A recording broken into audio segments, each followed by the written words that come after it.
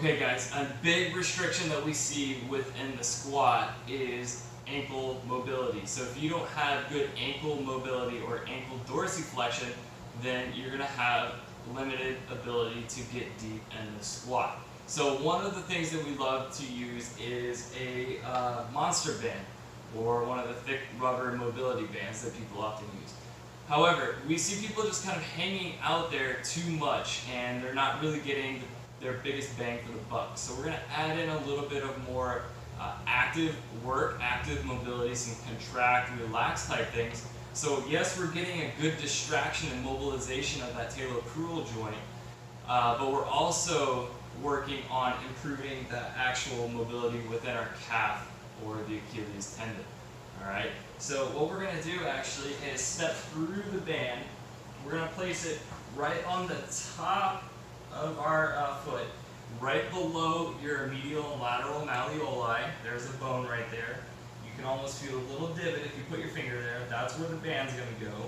So for me, I'm putting it right under the, I don't even know what this is called, the tongue part of your shoe. And we're just going to walk away from the band. So you're having the band obviously attached to something sturdy. So you're getting a good distraction force pulling through your ankle.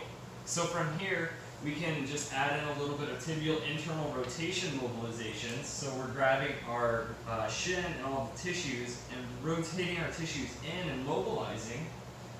This is a good way to work on tibial internal rotation and ankle dorsiflexion at the same time. But we can also just kind of hang out in this position and get a good stretch in our calf musculature. And we can hang out for a minute or two.